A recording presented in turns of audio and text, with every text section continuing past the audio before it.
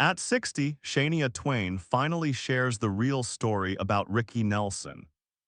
Shania Twain was born Eileen Regina Edwards on August 28, 1965, in the small mining town of Windsor, Ontario, and grew up in the tough area of Timmins.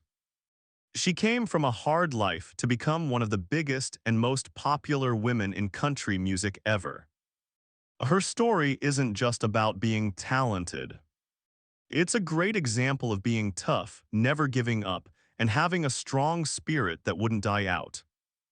No matter how bad the problems got in her way. She grew up poor, often didn't have enough to eat, wore old clothes from other people, and learned early on that to survive, you need to be brave, smart, and find comfort in making things. Music was her safe place. Even when she was little, she felt a strong link to songs and telling stories. She sang in local bars and clubs way before she was old enough to go in them legally, just to help her family who was having a tough time. Shania's early days were rough, with family fights and sad feelings. But through everything, she kept believing strongly that her singing voice would one day take her away from the limits of where she lived. After her parents died sadly in a car crash when she was only 21, she had to take care of her younger brothers and sisters all of a sudden. Instead of chasing fame right away, she waited on her dreams and got a job singing at the Deerhurst Resort in Ontario to keep things steady for her family. This time showed not just how good she was at singing, but how strong she was inside, putting her own wishes aside to keep the people she loved safe. Her big chance came when she signed with Mercury Records in the early 1990s, and she picked the stage name Shania, which means on my way in Ojibwe. It was a perfect sign for what was coming in her life. Her first album didn't sell a lot, but it got the eye of producer Robert John Mutt Lange, who saw how amazing she was. Their teamwork in making music and later getting married started a huge change in music. Together, they made the amazing album The Woman in Me in 1995, mixing pop, rock, and country into a fresh sound that changed what country music was. Songs like Any Man of Mine, Whose Bed Have Your Boots Been Under, and You Win My Love made Shania a big star in Nashville and everywhere else. But it was Come On Over in 1997 that changed it all. The album became super popular all over, and it ended up being the best-selling studio album by a woman in any kind of music, and one of the top-selling albums ever. With #1 songs like Man, I Feel Like a Woman, You're Still the One, and from this moment on, Shania ruled the music charts and broke old ideas about what country music could be like in looks and sound. Her videos were famous, her clothes were brave and started new trends, and her voice stood for feeling strong for millions of people around the world. She made her music about being sure of yourself, standing on your own, and being real. Those ideas touched people way outside the usual country music fans. Even when she was super famous, problems kept coming. Her marriage fell apart after a really hurtful secret, and doctors said she had dysphonia and Lyme disease, which hurt her voice a lot and almost stopped her from singing forever. For years, she had a hard time not just with her voice not working right, but with the sad feelings of losing what made her who she was. But again, Shania's heart was too strong to break. With help from voice lessons, not giving up, and pure strength, she slowly got her voice back and felt good about herself again. When she came back with the album Now in 2017, it wasn't just new music. It was a big win for her personally, showing that even the best talents get stronger from hard times. Lately, Shania keeps changing and trying new things with shows in Las Vegas, fresh songs, shows about her life, and going out in public that celebrate what she's done and how she's still growing as a singer. Her kindness, funny side, and down-to-earth ways have made new fans love her. She is still a leader who pushed what country and pop music could do, someone who tried new ideas when others didn't believe in her, and a person who kept going after losing so much, inspiring anyone who's had to begin again. Shania Twain's love life changed in a big way in the early 1990s, starting with one of the most important meetings in her work.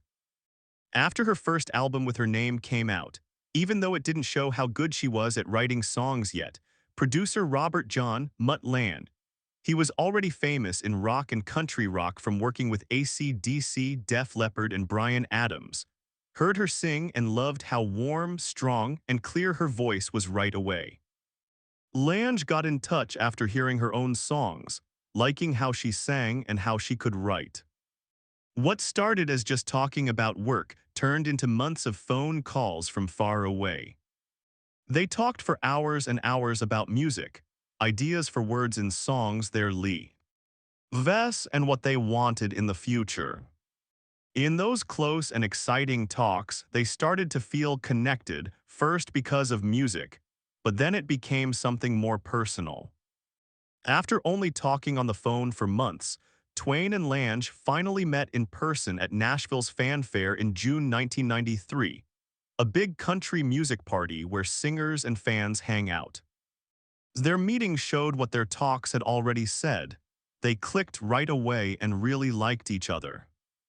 Their relationship went fast, showing how strong their work together and their feelings were.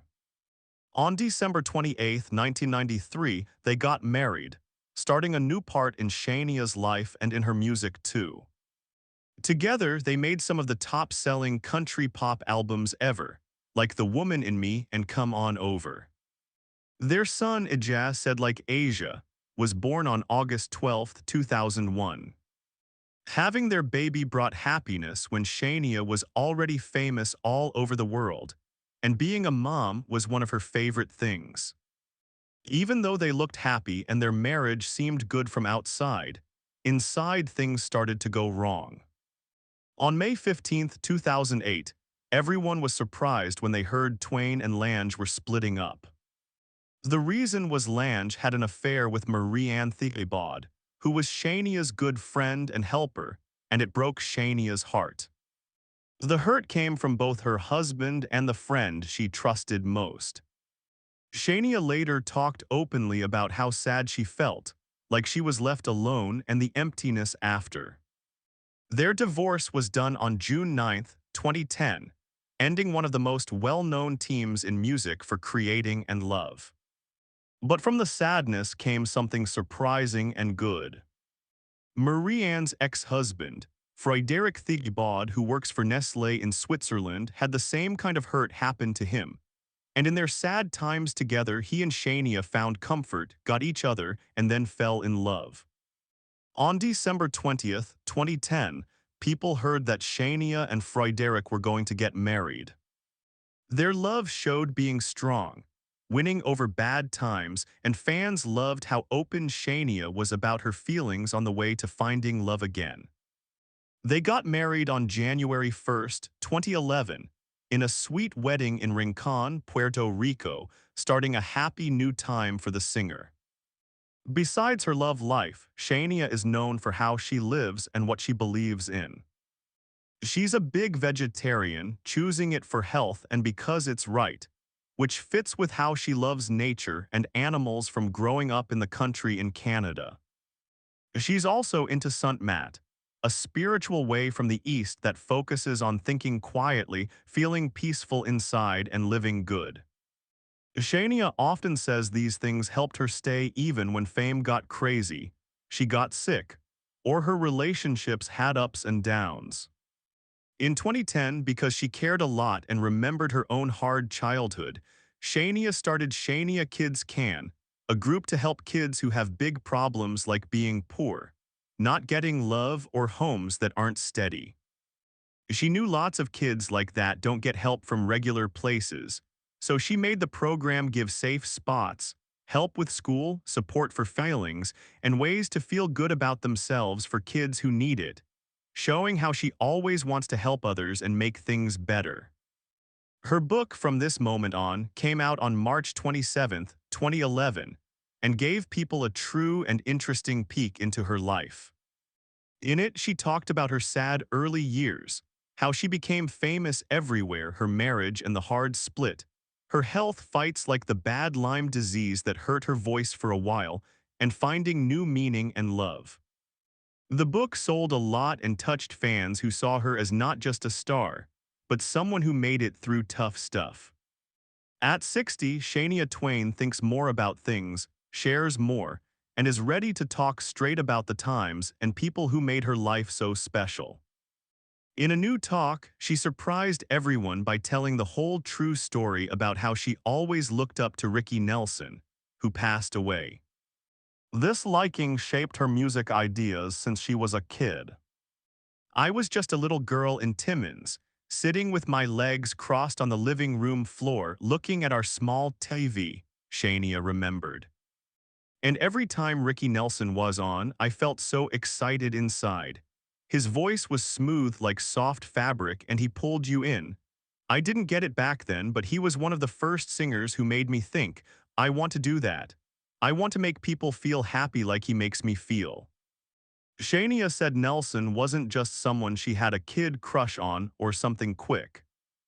He was one of the first people who really shaped her love for music.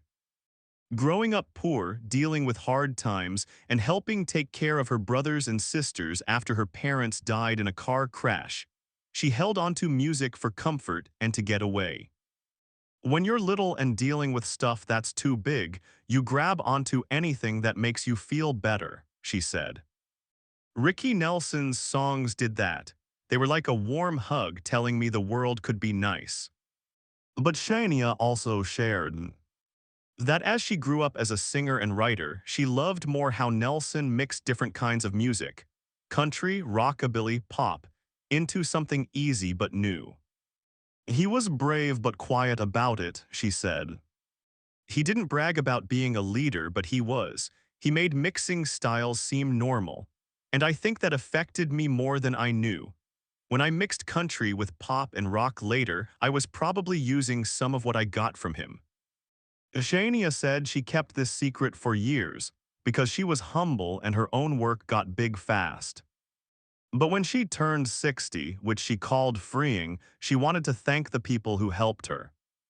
You reach a time in life where being honest is like a present to yourself, she said. I've told my story in parts for so long, and this is a part I never shared. Ricky Nelson should get that thanks from me. She even said that in times when she doubted herself, like the worst days when Lyme disease almost took her voice, Ricky's music came back to help her remember why she kept trying. When I thought I might not sing anymore, I went back to the start, to the singers who first got me excited. Hearing Ricky again made me feel better. It reminded me of the girl who loved music with everything she had. Shania said even though she never met Nelson, he died sadly in 1985. His ideas are part of her music inside. And as she thinks about new songs, tour, and what's next, she carries what he gave her with thanks. I owe him more than words can say, she said. He helped make my music direction long before I knew I had one. And at 60, I'm ready to say it loud. The real story, as Shania says, is easy. Ricky Nelson started the spark that made her the top-selling woman in country music ever. And now, with getting older giving her clear thinking and calm, she's giving him the credit he's always deserved quietly. By sharing these thoughts now, Shania isn't just honoring a music star. She's showing a part of her own life that she kept hidden for years, proving that things from when you're a kid can stay with you forever, helping, making you feel better, and pushing you in ways you only see after living long enough to look back honestly.